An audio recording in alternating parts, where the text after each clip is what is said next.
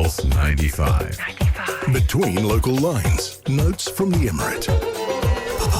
Welcome back onto the Morning Majlis. It is the Sharjah Heritage Days that we will be talking about this morning, and to discuss things in greater detail in terms of what to expect from this big event, we have Mr. Zekryat Matouq, who is the chairperson of the organising committee of the Sharjah Heritage Days, joining us on the lines. A very good morning to you. Good morning, sir. Yes. Hi, good morning. You're joined by Ahmed Dawood and myself, Abdul Karim Hanif, and Rania Saadi, also discussing the big day. Yesterday was a very busy day for you. Talk to us about how the opening ceremony went, and how pleased are we to see the start of the Heritage Days? Actually, yesterday was a little bit different because, last year we couldn't do anything in terms of events and celebrating any of our programs as usual in the Sharjah Heritage Institute. The thing is, actually, yesterday I noticed something that people are, more happy of having the Heritage Days than any other thing, because maybe they needed the hope that everything is getting back again. Maybe they needed to feel that life is getting normal again, and they can go and enjoy their lives, and they can just go through anything they've been practicing before. Yesterday, I noticed that people are not interested too much in the opening ceremonies than being there, actually, with their traditional costumes and trying to get some food, trying to chat with people, smiling all the time. They came to us. They said they are so grateful that we did it again. It's the first major event in Sharjah, actually, after the pandemic. Mm-hmm. No, certainly has. It wasn't like a formal opening ceremonies as usual, because maybe we wanted to be like, we want everybody to feel like this is their day. It's not like an opening ceremony is going through the event people were just going there through the gates and start to go wherever they want, do whatever they want. And Zekryat, can you talk to us about what is there to do within the Sharjah Heritage Days? Because there's so much happening. If you could just go through it and walk us through the events and initiatives and cultural exchanges happening within the event. Yeah.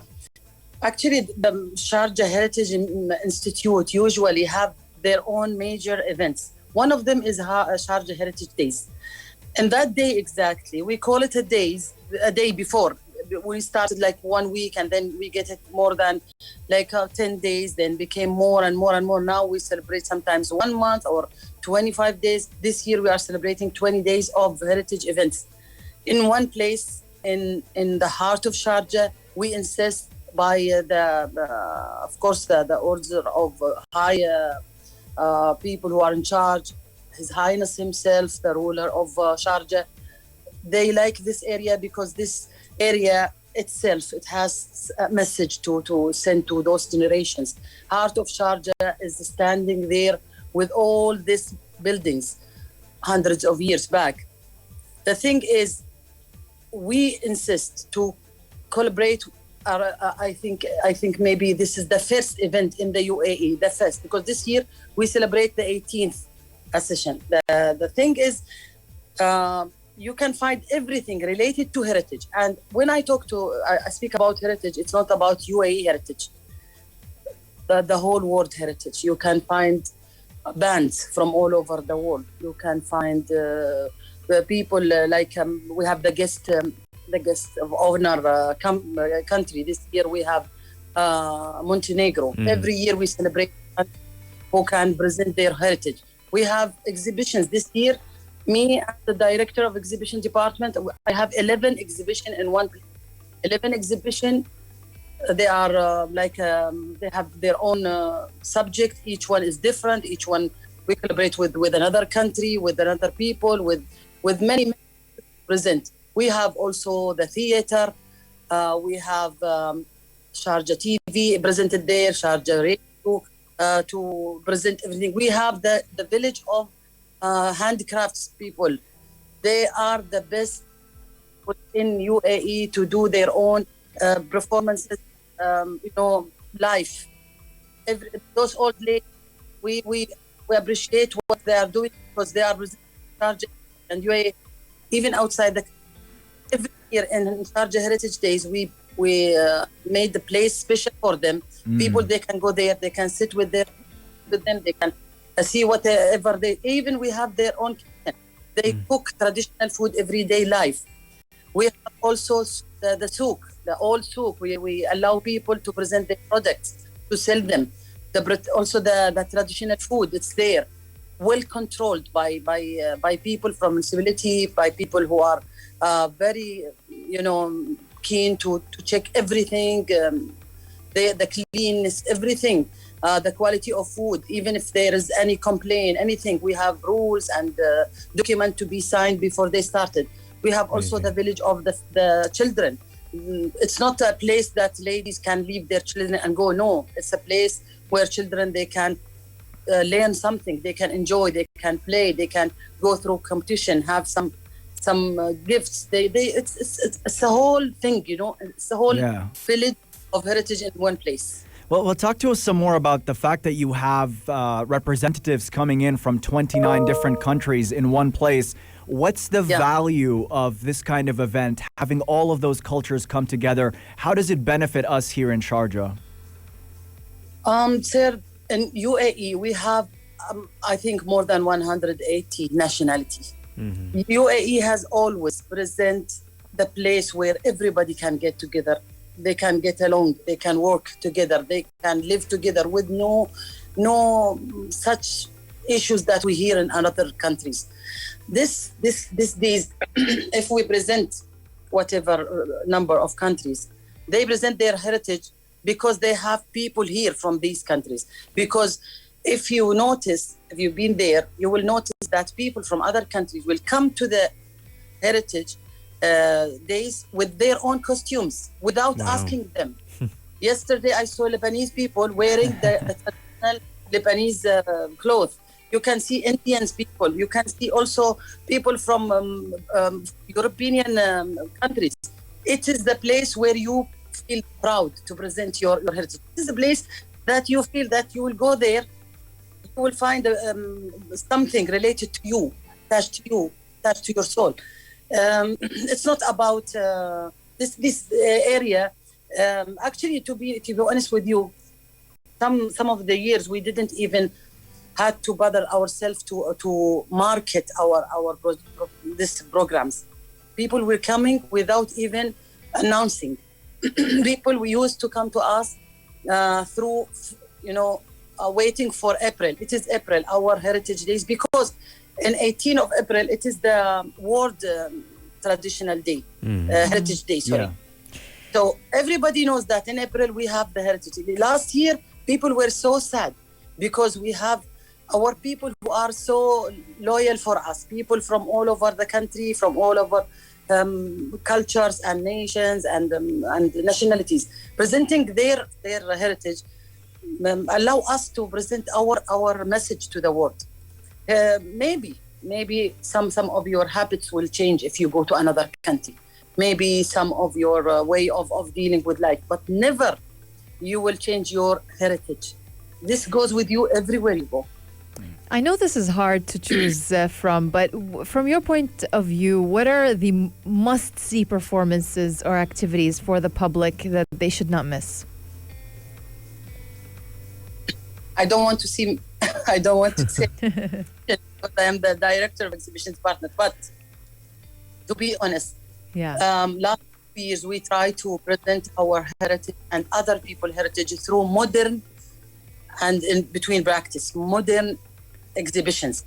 You can see laptops and interactive screens, and you will find people talking in different languages. You will see, for example, this year you can find 11 exhibitions. One of them, for example, it is the pottery exhibition. You will not find it the old way, although you will find one particular man doing the pottery in front of people on the oldest way, using no machine, nothing, only his hand. But the exhibition itself, it is very modern, with showcases, with lighting, with decoration, with interior, with everything, with explanation, with labels in Arabic and English.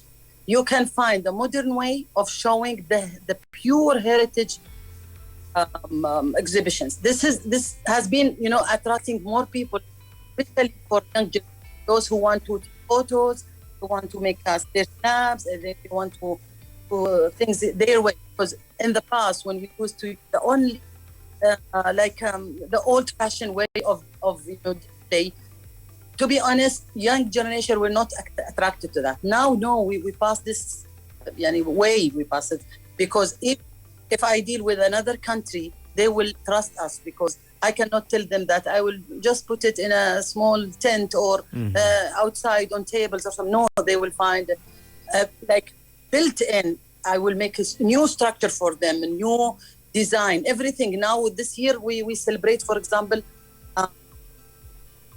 Montenegro. You will find a big building from very far distant. You can notice this is because we always focus on highlights in those countries. If, for example, if I am hosting Paris, for example, France, I will definitely make the Tour Eiffel there because you need to attract people and you need to contact them to connect for all generation has been a bit far away few years back. Now, no, they are getting back. Even small girls, I find them on Instagram using their Snap to do their own project. Those projects based on our heritage. They start using the old material, old design, all things for Ramadan, for Eid. They are getting a lot of money, a lot of things, a lot of fame because of that. No, it certainly is an exciting event to take part in, and I'm sure you've got busy days ahead. Thank you very much for joining us this morning. Thank you so much to have me with you. Thank you so much. Thank you. Oh, yes, we look forward to coming down at the exhibition and catching up with you and the team down at the Sharjah Institute of Heritage. We certainly look forward to that. This was Zekryat Matouq, who is the chairperson of the organising committee of the Sharjah Heritage Days. It kicked off yesterday. It's running until the 10th of April.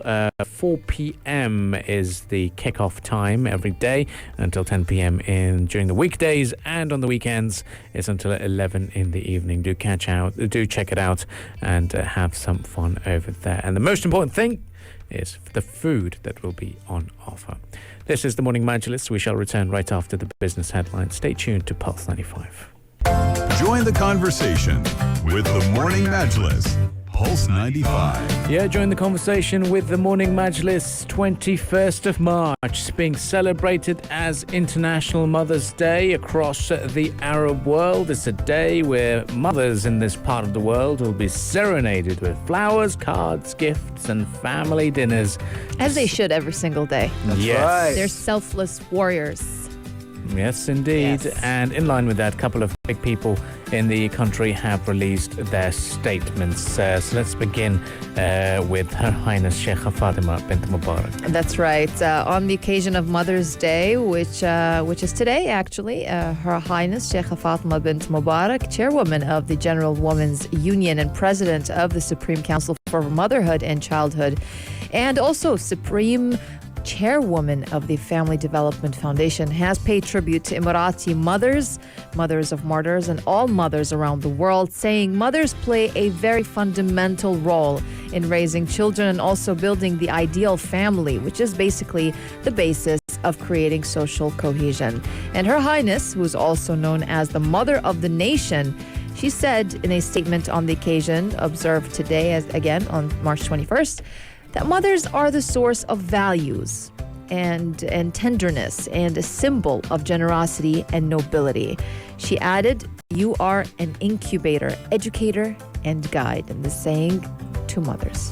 Yeah, and she also said that the UAE people and leadership will always remember the appreciation and sacrifices of our children, the martyrs who've laid down their lives and sacrificed with their blood in the fields of truth and duty in defense of the United Arab Emirates in safeguarding its sovereignty. And we're celebrating Mother's Day here on the Morning Majlis, and the mothers is selfless love and sacrifices for their children as well.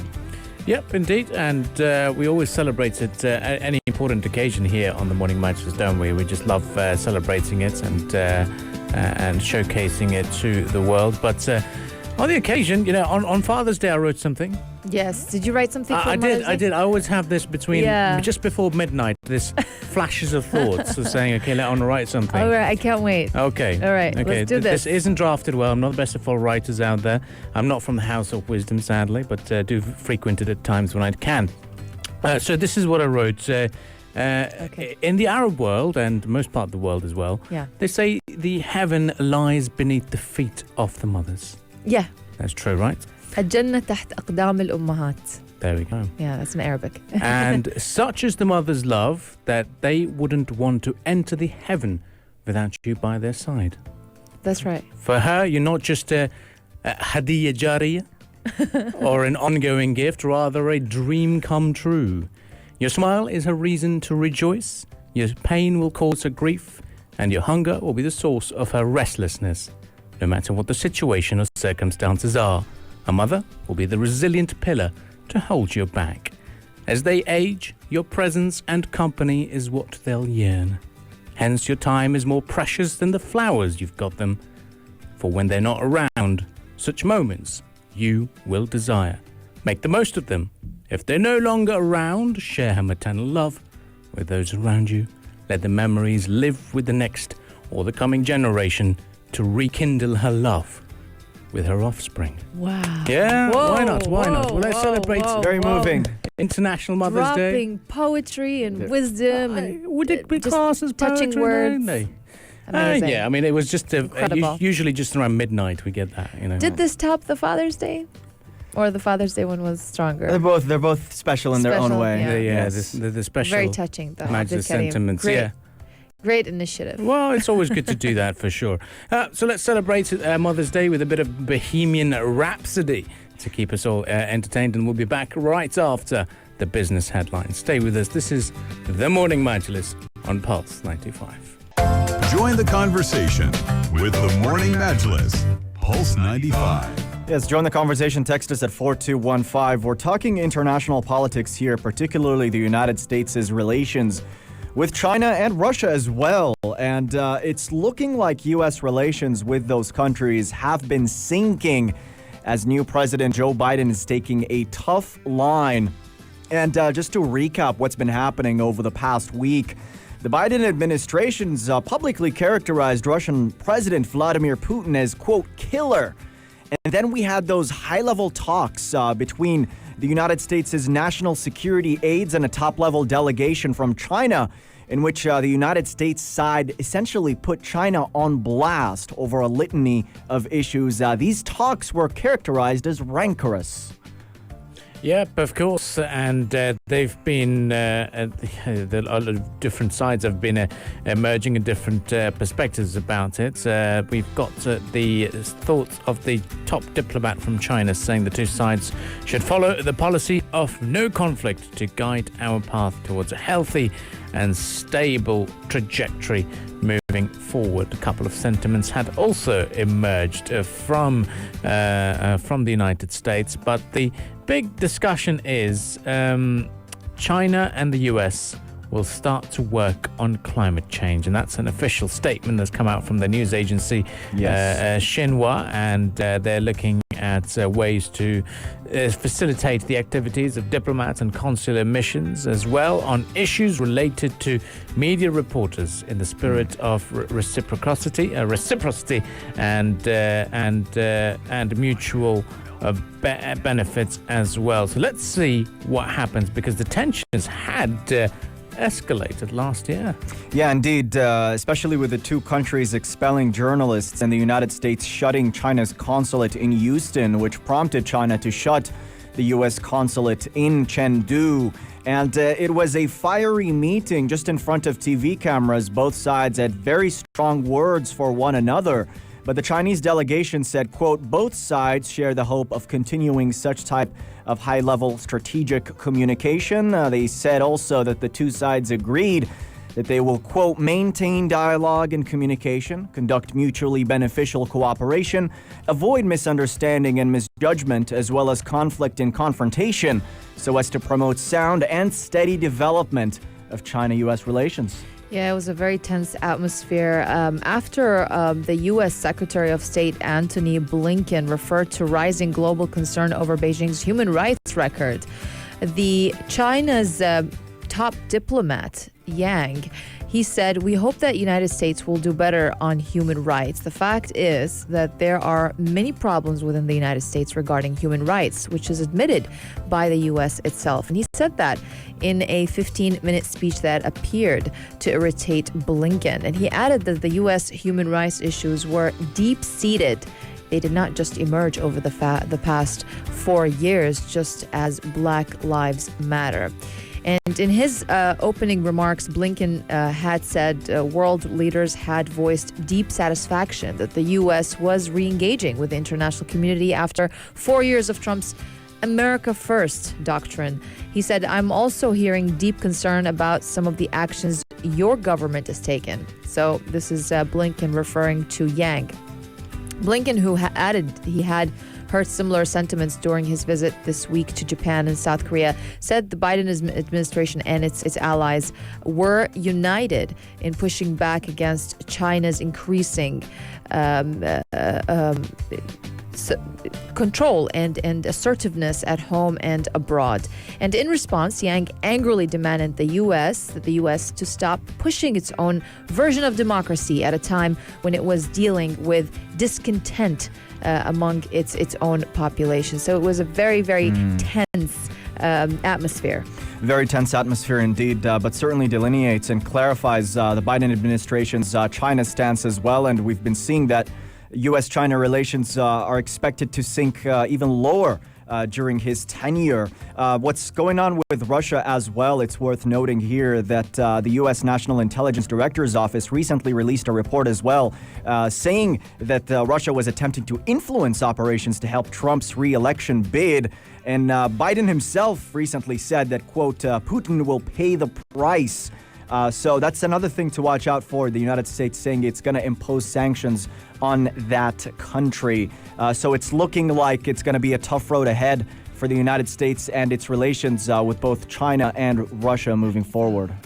Well, there's a big slogan of Build Back Better. So seems to be well on track so far, Mr. Joe Biden. And speaking of their diplomatic affairs and speaking of their outreach as well, over the weekend, we saw U.S. Vice President Kamala Harris also congratulate Tanzania's new president, Samia Suluhu Hassan, who's also become the first woman to hold the office in Tanzania as the president. And both countries are looking forward to strengthening their bilateral ties. And sadly, the inauguration of hers to become the president comes in the back of the tragic demise of John Magufuli, who was the president of the country. And a lot of people within the country do point out that he might have passed away due to COVID-19, but his team are adamant and continue to say that it was due to heart complications. But that is the latest emerging from the United States. Up next, we're going to be talking about the rise in COVID-19 infections in South Asia. Both India and Pakistan have announced new figures, and in line with that, the Pakistani Prime Minister has also tested positive 2 days after taking his COVID-19 jab. What's going on? All of this will be discussed right here on the Morning Majlis. Join the conversation with the Morning Majlis, Pulse 95.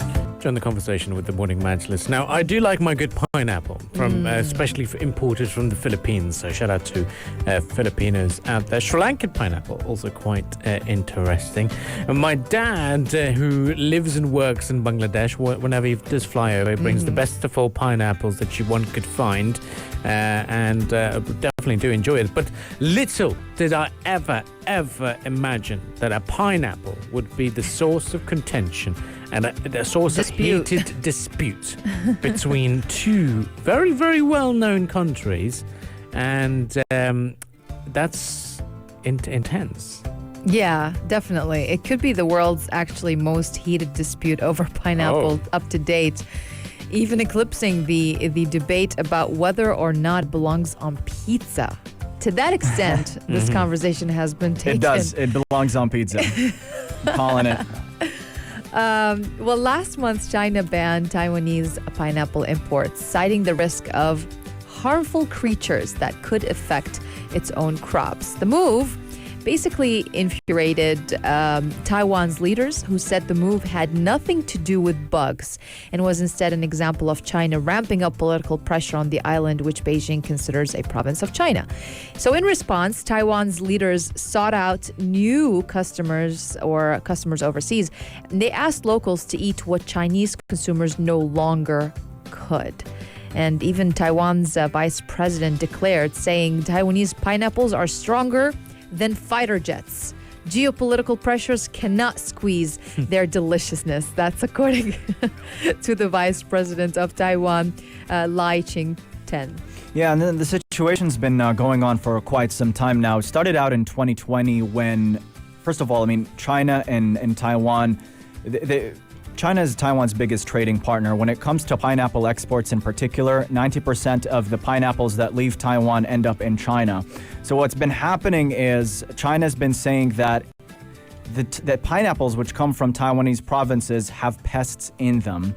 And they asked Taiwan to step up the standards as far as the pineapples are concerned. And according to Taiwanese sources, they levied around 10 warnings to Taiwan about the quality of the pineapples. Taiwan did not make any changes on that department, and that's when China issued an import ban, a temporary import suspension, it said, that turned into a major thing within Taiwan, pushed by Taiwan's ruling Taiwan's People's Party and its media outlets as well, and it turned into a whole political storm.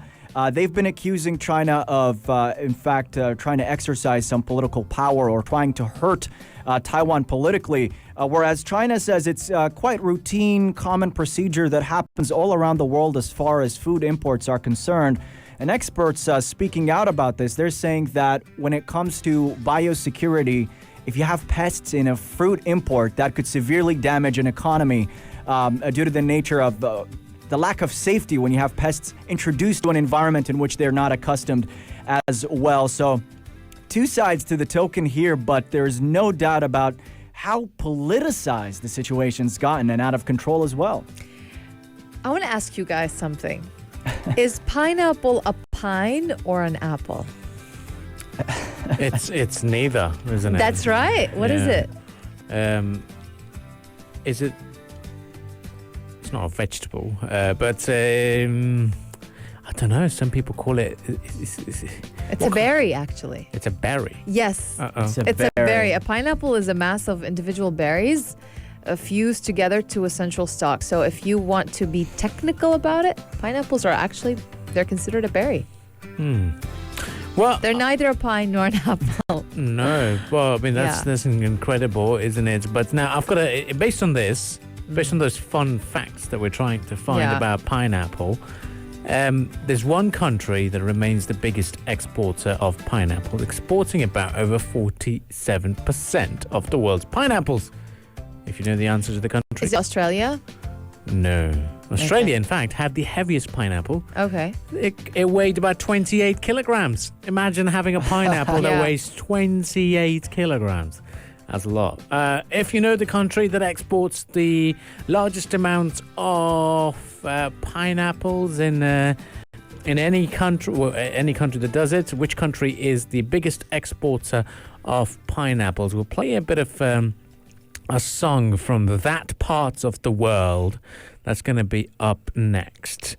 And that is All Things Havana. Now, there's another country that is in that region that is the biggest exporter of pineapples.